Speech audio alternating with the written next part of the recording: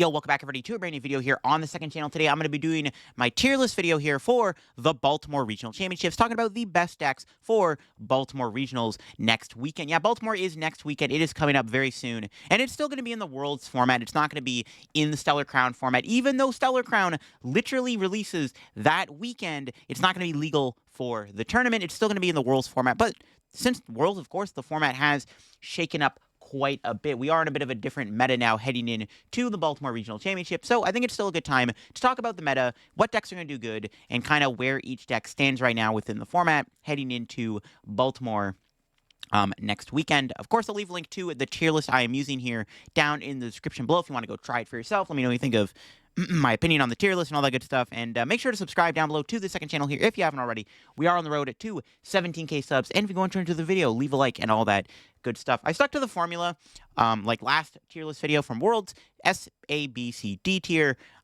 instead of like tier 1, tier 2, stuff like that. I think the alphabetical tier is going to be the standard I'm going to be using from now on because it just seems more natural.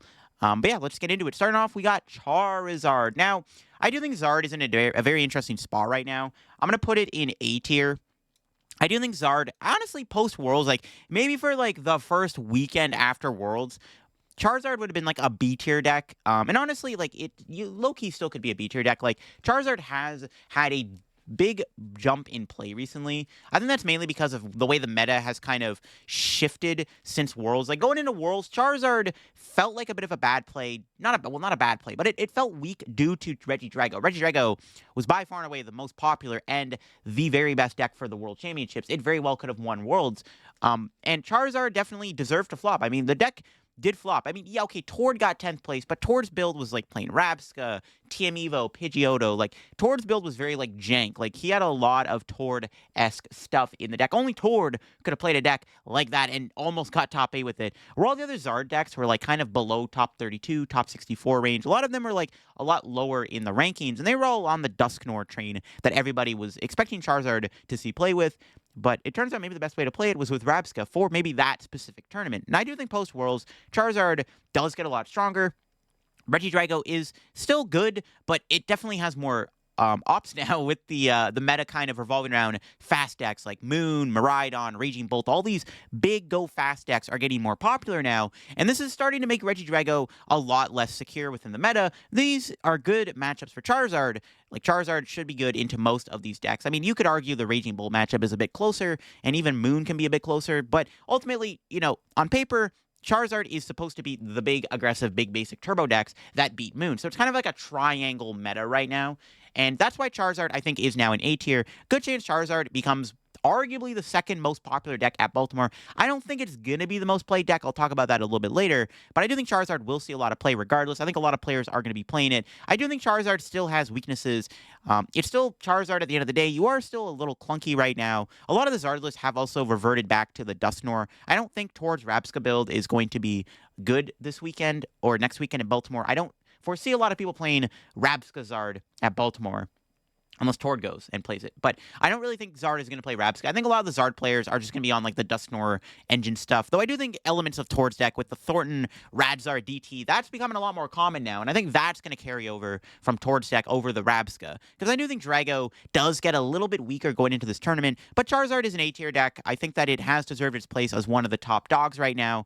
We'll have to see if it does well enough this tournament, but it does look like Charizard is now back in the A tier heading into Baltimore. Next up, of course, is Regidrago. Now, Regidrago was an S tier deck at the World Championships, and after Worlds, I think it's safe to say it has fallen down a peg. Though I'm going to be very blunt with you, Drago is still, in my opinion, the best deck in the format right now. Like, the overall best deck you can play right now, in my opinion, is Regidrago. I don't think there's any deck that comes close to Regidrago in terms of just the overall best deck. I mean, to be honest with you, it honestly still could be S tier. I do think, though, that the meta is starting to, I mean, obviously it's starting to warp around Regidrago, and I do think all these, like, big, basic, turbo, Ooga Booga decks are starting to hurt Drago a little bit, though I honestly do think Drago can still beat those decks. If, like, those decks don't pop off immediately, Drago still is honestly favored into them. But I do think Drago is overall the most well-rounded deck right now in the format. I think it beats Charizard. That's, like, the best part about playing Drago this weekend, is it beats up on Charizard. If you're expecting more Charizard this weekend at Baltimore, then highly recommend playing Drago. I think Drago is still in a fine spot. I mean, it didn't win Worlds, even though it was the most played deck. Obviously, we all know why it didn't win Worlds, you know. But I do think Drago is still a very strong deck in the format that still deserves its place as the top dog right now. I think it is still a better deck than Charizard, because Drago, in all honesty, can beat almost anything in the format, in my opinion. It is just that good of a deck. I mean, you have all the options of Kyurem and Guja, Tina. I mean, Haxorus is starting to see a little bit of play now. Dragapult, like, the deck is just still insanely powerful, insanely oppressive and aggressive. You could argue Drago is actually the best turbo deck right now, because it kind of is a turbo deck. Next up is Ancient Box. Now, Ancient Box has gotten a ton of hype going into Baltimore. It's actually, over the past, like, week or so, Ancient Box has, like, shot up the rankings. I saw, like, a Justin Basil tier list of the meta. Ancient Box was #1, which is insane. Now, I think Ancient Box is a fine deck. I did a video on it recently. I think Ancient Box is honestly pretty strong in the format right now, but I do think that it is a little bit weaker than most people are giving it credit for. I think it's a B tier deck. I think Ancient Box is definitely strong, don't get me wrong. I don't think it's bad. It does have its weaknesses. It is a deck, though, that does seem to have a good matchup into these turbo decks like Moon and, you know, Miraidon, Raging Bolt. Even your Drago matchup is, you know, kind of close, in my opinion. Though Drago is still very, you know, it's sus, because your Drago has Kyurem and Dragapult, which, you know, actually can checkmate you. But overall, I do think that Ancient Box is getting a little bit more hype this week going into this tournament. I think Ancient Box is actually going to be a pretty popular deck, believe it or not. I think that enough players are going to play the deck at Baltimore. My issue with Ancient Box is, well, I do think the deck is fun and strong to play. I don't know if I would bring it to Baltimore. Again, your Zard matchup is atrocious. I think your Zard matchup is arguably the worst matchup you could have asked for. And Zard is an A-tier deck. Your Drago matchup, it's also kind of close. Also, Ancient Box is inconsistent. It's kind of like Lugia, where it's like you can literally get like Ancient Boxy starts where you kind of brick for a bit, or you prize your Radiant Greninja. If you prize your Radiant Greninja, your Ancient Box deck completely like falls apart. The deck does have its inconsistencies, but I do think that it is still a very powerful deck. It's getting a lot of hype going on right now, and I think that hype is going to carry into Baltimore. Good chance Ancient Box sees a little bit of play. I think it's a B-tier deck. I think that its inconsistencies hold it back. Like, if it was kind of like the Lugia, where it's like, okay, if this deck actually was a lot more functional, a lot more consistent at what it does, there's a good chance this deck would have been A tier, but it's got to be in the B tier going into Baltimore, in my opinion. Again, that Zard matchup being really shaky. Also, your Drago matchup being a little bit closer too. That's the only thing that scares me about playing the deck personally, though it does farm a lot of the big basic decks right now, which is like the best part about it. Now, Shenpao is definitely interesting. Shenpao did actually have a top 16 placement at the World Championships. It did have to adapt to the format by playing Palkia VSTAR to help counter Regidrago, but I do think Shenpao is actually kind of the underdog of the format right now. I think that of all the decks you could play right now, I think Shenpao is the one deck I think a lot of people are not, you know, respecting. The deck is still, I mean, it's Shenpao, bro. It's got Iron Hands. It's got the ability to one-hit KO stuff. Like, it's got everything you basically want right now in a deck. Honestly, low-key, this deck might be B tier. I don't think it's, like, maybe any higher than B tier, but I think Shenpao's not even that bad right now. I mean, you're using Iron Hands, which is good. Your Charizard matchup's always been decent, though I will argue if Zard's playing the Dusknoir line now, the matchup gets slightly more difficult due to Dusknoir being able to knock out Bibarels and stuff. So the matchup isn't, like, free or anything, but I think your Zard matchup still, like, on paper should still be decent. You know, maybe you can lean into, like, canceling Cologne, so you can try to go after the Duskulls before they become an issue, and then you just go 2-2-2 for the rest of the game with Shenpao. Yeah, I think Pao is still pretty good. I think that it's still like a pretty solid deck right now within the format. I think it's underrated. I think it's kind of slept on. Yeah, okay, it loses to Ancient Box, which I guess isn't great. Your Drago matchup is close. Obviously, they can Kyurem and Dragapult you, but I mean, we saw Shenpao get top 16 at Worlds with Palkia, and the Palkia was in the deck literally as a design to counter Regidrago. So if they Kyurem you, you can Palkia 3 energy on, and then if you already attached for the turn previously, you can do 300 damage with Shenpao out of nowhere without a Baxcalibur, and then you can proceed to set up a Baxcalibur. Like, the Shenpao definitely offers a lot of angles. I think you even beat Drago if you go first. Like, if you go first against Drago and can actually set up, you probably just roll them, right? I think Shenpao's still good, and I think that it's an underrated deck right now. Next up is Dialga. Honestly, D tier. I think Dialga is fascinating. There are still some cool things you can do with it, but I think Dialga has kind of slipped off a little bit. I think your Drago matchup, in theory, seems kind of shaky. I mean, mainly because Drago has Kyurem. They can literally Kyurem your Matangs, which feels really bad. They can kill your Beldums with Dragapult. Dialga does have some good things going for it, though. It is Dialga. It's a very fast kind of deck. Like, sometimes you just Star Chronos out of nowhere. Gardevoir is starting to fall off a little bit, and that's a good thing. I mean, Dialga always hasn't had a great Guardy matchup. Maybe your Zard matchup's, a little bit worse too, thanks to Dusknoir and the fact that they're playing like Thornton Radzard, which is even harder for Dialga to deal with. So I think Dialga definitely is a very shaky deck. I personally wouldn't bother playing it. I think it's a solid D tier pick. Maybe someone will make day 2 with it. Maybe, though day 2 is harder to get nowadays. But it's possible that maybe someone will play. But I don't ever see Dialga being as good as it ever was from like Indianapolis. Guardy is very interesting. I think it's probably B tier. I think Guardy has fallen off a little bit. I actually think it's maybe the highest placing B tier deck. Like maybe it's bordering between A and B.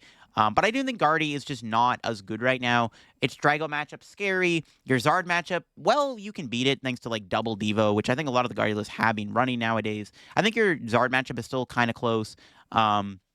Yeah, Guardy's just it's kind of slipping a little bit. Miraidon is getting pretty popular now. Miraidon is like a pretty bad matchup. Moon's not a bad matchup, I would say. Raging Bull's not a bad matchup. Guardy's it's kind of like Ancient Box where you can beat up on these big turbo decks, but then you have to deal with Miraidon, which is not such a good matchup. So I would probably still put Guardy in B tier. It does have its devoted fans, though. Like, people will play the deck no matter what. And at the end of the day, is Gardevoir. It can still win games just because it does Gardevoir things. Like, you have Fluttermane and Stamp. Like, those cards specifically can give you a lot of comeback potential. Though I just can't see Gardevoir being an A-tier deck right now. I think it's a solid B-tier deck for sure, though. Maybe even the best B-tier deck. In fact, you could argue that it could be an A-tier deck in a different world, but I don't think we're in a different world right now, and I think Guardy is just in a placement of B. Next up is the Dragapult Xatu deck. I think it's C-tier. My issue with Dragapult is that, well, it is strong. It's kind of flimsy. It does have its weaknesses. I don't know if Xatu is the best way to play it. Also, Dragapult just gets farmed by Regidrago. Like, that's by far and away your worst matchup. And I don't know if I want to take a bad matchup to arguably the best deck and the most popular deck in the room. I don't know if Dragapult is super good. It's not bad into, like, Charizard, obviously. That's always been a good matchup. I think your big basic matchups actually aren't terrible either, thanks to Phantom Dive being really aggressive. I think Dragapult is like a C-tier deck, but I don't think it's the worst C-tier deck you could ever play. Like, I wouldn't be surprised if somebody played Dragapult and, like, did okay with it. Next up is Dragazard, another C-tier deck. I love this deck, but I just don't think it's in the greatest spot right now. Like I said, that Drago matchup is just not very good. Is Dragapult Charizard better than Dragapult Xatu? I'm not too sure. I haven't really played much Dragapult Xatu. I think Dragazard is still, like, a fine deck. Like, it's a C-tier deck. It's one of those decks where it's like, okay, somebody played it, made day 2. Wouldn't be surprised. The deck still has a lot of power. I mean, Charizard is still a very good card, right? And you get to use Charizard, right? That's pretty good. Because the Charizard can help offset your matchups against these turbo decks like Miraidon and Bolt, and even Moon to a degree. Where, like, the Xatu build is a little bit more slower paced, where Charizard Dragapult can pop off, or you can kind of just become a Charizard deck and kind of lean into Dragapult later on in the game type stuff. Next up is Arctina, pretty much a D-tier deck. I think most Arc piles are D-tier. Arc Dusknoir is a cool idea. I do think Arc Dusknoir makes the deck a bit better, but at the end of the day, you are an Arc deck. I don't expect to see much Arceus in Baltimore at all. I think Arc has definitely fallen off a little bit. For sure, it's just, you can't really beat these turbo decks. Like, your Moon matchup, your Bolt matchup just seem pretty bad. I mean, it's just really hard to beat those decks. Moon's a little bit more manageable, but if Moon, like, flips heads on a catcher turn 1, knocks out a lone Arc V with an energy on it, I mean, you probably just lose on the spot. So I don't know if I'd play Arc in a format where Moon catchers is very popular. Next up is Dengo. I think it's like another C-tier deck, much like Dragapult. It's a deck where it's like, okay, I think it does exist. I think people will play it. There are people that will play it no matter what. And I'm not saying it doesn't lose. Like, it definitely can beat decks, but I just can't see it doing that well right now, and that's kind of where I place Dengo and Dragapult. That's kind of where I'm going to put all the C-tier picks, where it's like, B and A-tier are decks that I think are good, underrated, like, they'll definitely be played. C-tier is like, these decks are more fringe, but I can still see somebody, like, having an okay run with them. They're not the worst decks in the format you can play right now. They're very niche in this format, and Goldengo's in that category. I will say that your matchups are kind of weird. Like, your Drago matchup isn't terrible if you set up. Your Zard matchup's not bad either, though. Once again, if Zard's playing Radzard Thornton, I don't know how good Goldengo's going to be right now into Charizard. And, like, your Ancient Box matchup's kind of bad, too, to be honest with you. Like, Goldengo's just kind of, like, mid, but I don't think it's the worst mid deck you can play, because at the end of the day, it's fun, it's Goldengo, and it does Goldengo things. I think you do need to play Palkia, though, for this tournament if you're going to play Goldengo. Goldengo by itself, I just don't think can carry the weight against most of the meta. Next up is Thorns. And here's an interesting one. The deck that won the World Championships, where is it going to fall in the format? To be honest, I think it's C-tier. I don't think that Thorns was ever any higher than, like, C-tier. Even after winning Worlds, I think Thorns still stays in the C-tier category. Now, I'm not saying that it's a bad deck. Just because I put it in C-tier doesn't mean it's a bad deck. I think that people will play it. It's maybe going to see like a tiny amount of play post Worlds, but honestly, I think Thorns has been kind of like it's maybe a one and done type thing. And honestly, like I said, it wasn't even supposed to win Worlds, right? It got rolled by Regidrago, and to be honest, Drago's playing Cologne, Charizard's playing Cologne. Like these Cologne decks just farm you. Your Ancient Box matchup is kind of bad. Yeah, like Thorns is just kind of like a mediocre anti-meta deck. It's not a bad deck, though. Like, I actually think Thorns is good into Moon. It's good into Bolt. Like, you're actually good into most of the turbo decks, to be honest with you. Maybe other than Miraidon. Like, your Moon matchup we saw on stream, if you're not using Petron, that matchup is pretty shaky. Like, I think Thorns is still, like, a decent anti-meta call. But I don't know how good Thorns really is. I think a lot of the top decks now are starting to kind of adapt to it. And I think they're going to be ready for Thorns. That's my issue with it. Maybe as like a surprise anti-meta deck, it would do better. But in this format, I just can't see Thorns doing that good. It's probably in the C tier for now. But I think people will still play it because it is Thorns, but I just don't see the deck going any farther than C tier. Next up is Lugia. I think another B tier deck. Lugia definitely feels like it's in the B tier. Much like Gardevoir, deck got a lot of hype going into Worlds, and then, post-Worlds, it didn't flop. It actually got in 9th place. Technically got top 8 in asymmetrical cut. But I don't think Lugia is, like, the best deck right now. It does, have an okay Drago matchup. I don't even know if Drago's going to be playing Temple Sinnoh going forward. Like, to be honest, if I'm going to Baltimore, I'm most likely not putting Temple in my Regidrago deck. Like, honestly, I'm not respecting Lugia at all. The Zard matchup is close. Your Ancient Box matchup isn't bad, to be honest with you. Like, Lugia's still, like, an okay deck. Like, it's definitely B tier for sure. Kind of like Shempower, it's like the deck can do its thing. It kind of just rolls most decks in the format and kind of becomes really hard to beat. But, you got to get over the hump of Lugia, and that's kind of where it places right now in the B tier. Next up is the Lost Box decks. Now, Lost Zone definitely is not in the great spot right now. I think we can all agree. I think the best way to play the deck is either Tina or Radzard. I think I'm going to put those two decks in C tier. If I'm going to play Lost Zone, I'm either going to be playing it with Tina VSTAR or I'm going to be playing it with Radiant Charizard.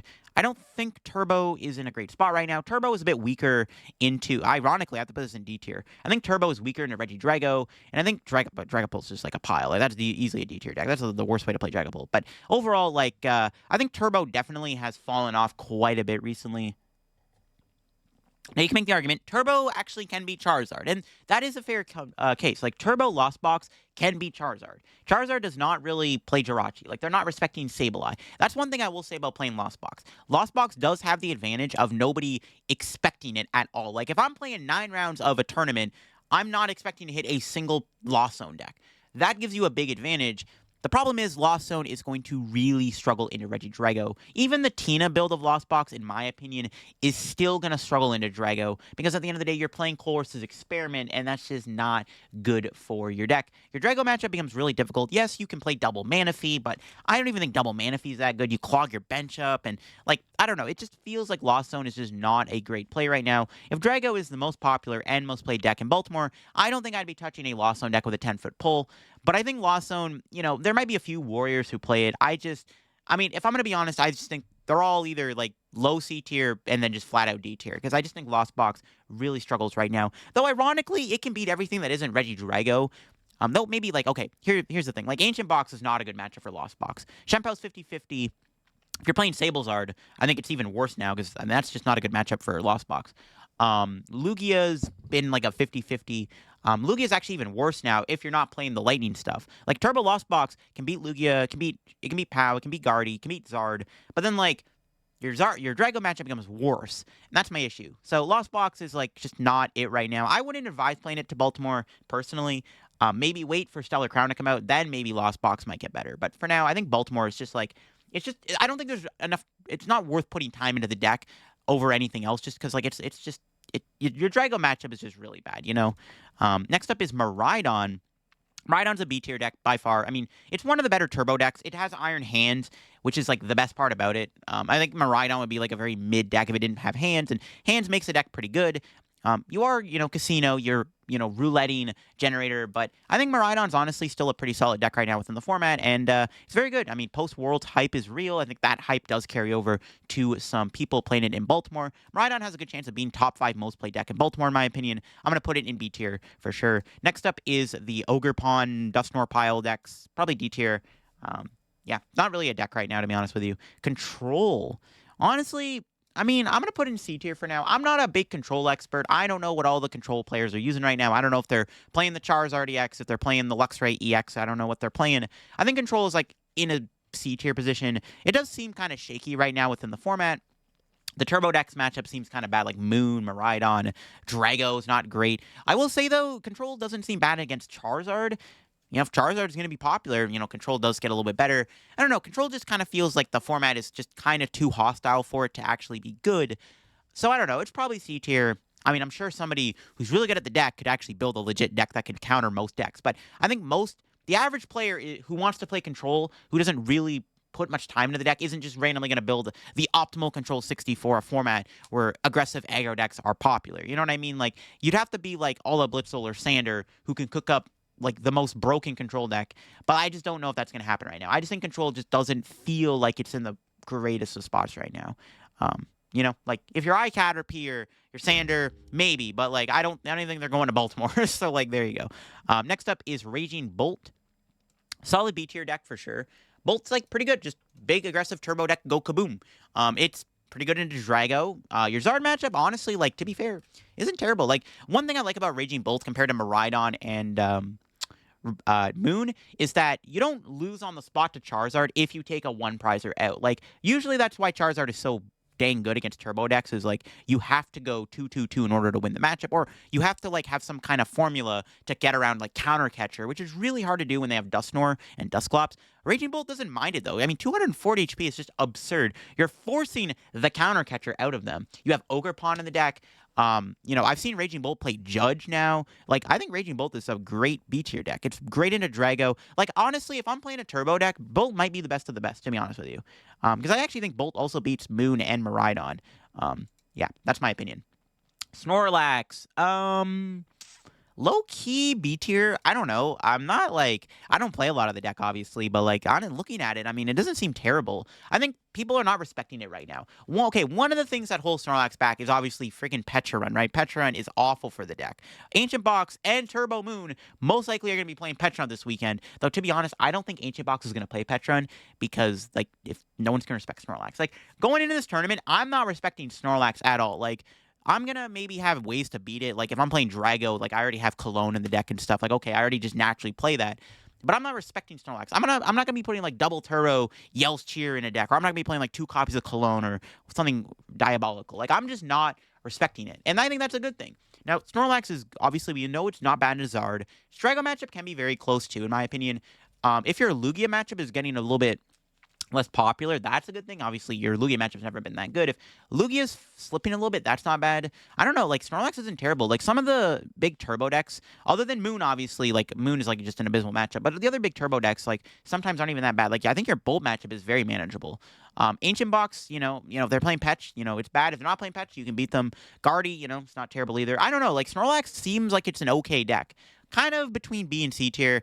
I think it's the best way to play, like, a control deck, even though it's not a control deck. It's a stall deck, but if I'm playing, like, one of these, like, annoying, like, stall-y control, don't let your opponent play the game decks, I think Snorlax is just flat out better than Pidgeot. Next up is Turbo Moon. B tier for sure. Turbo Moon just is running hot right now off the hype of Worlds. The deck is very linear. You look at the big 3 decks right now that are Turbo, Moon, Bolt, and Miraidon. You kind of look at them and are like, okay, which one is the best? I think Bolt is slightly better than Moon, just because Bolt is a bit more bulkier. Moon is very, very aggressive, though. That's the thing I like about Moon, is that it is so aggressive. You actually have a lot of things you can do with your 3 Turbo decks. You play Miraidon, you get access to a really good type into Lugia, and you also get to play more, like, versatile cards. Like, you can play Thorns, you can play Iron Hands, you can play Raichu. If you play Moon, you're just a all-out aggressive deck. And you have the ability to KO things instantly. If you play Raging Bolt, you have a lot of, like, the aggressiveness of Moon, but you get to have a lot more bulk on your side, which is what I like about Bolt. Like, they all kind of have their own advantages and disadvantages right now, which is what I like about them. I think Bolt is still the best way to play the turbo decks, but Moon is still pretty good, too. Like, Moon and Miraidon, I think, are both tied for, like, pretty solid. Like, Moon's good, and Moon will be popular. Not going to be surprised if it's, like, the third or fourth, fifth most played deck at Baltimore for sure. A lot of hype right now going into the tournament. Moon is just a very robotic Gober bot deck that just like it just pops off when it pops off, and I think that's ultimately what Moon's gonna do. Like you literally can just lose to Roy and Moon if they win the coin flip. Like if they win the coin flip, you flat out could just lose on the spot because them going second just means they're always gonna be just spamming catchers and stuff against you. Finally, there's two other decks. Future Hands and Loyal 3 are D tier. Maybe one day we'll see Loyal 3 actually be like a meta deck. Probably not. But Iron Hands, Turbo, I mean, yeah, okay. Just play Miraidon. Miraidon is just a better future deck, to be honest with you. Like, Future Hands is just a worse Miraidon, in my opinion. Miraidon is just an all-around better deck. But there you go. That is my tier list for the Baltimore Regional Championships. I think the two best decks right now are Drago and Charizard. I think stuff like Guardy, Ancient Box, the Turbo, Lugia, Shempow, stuff like that, they're all like solid B tier plays. And then everything else, you know, they're fine. They're very niche. They're very rogue. They have a lot of glaring weaknesses, but they're not bad in the meta. Like, I'm going to be surprised if somebody played one of them, but they're not going to be popular. That's kind of where a lot of the C tier decks are. Like, don't expect your opponent to flip over any of the cards in C tier and be playing against any of those decks. That's my opinion on it. And then D tier, just don't play these decks. These decks just probably isn't the right time to play them right now, in my opinion, because they get gatekept by most of the top dogs. But there you go, folks. That is my tier list video for the Baltimore Regional Championships. Let me know what you think of it down below. How accurate do you think I was? Let me know down below. I'd be very interested to hear your thoughts and opinions on that. And that'll be for me. If you enjoyed the video here on the second channel, make sure to leave a like. Once again, make sure to subscribe down below. We are on the road to 17,000 subs. Yeah, it'd be greatly appreciated. And I'll catch you on another video very soon. Bye-bye.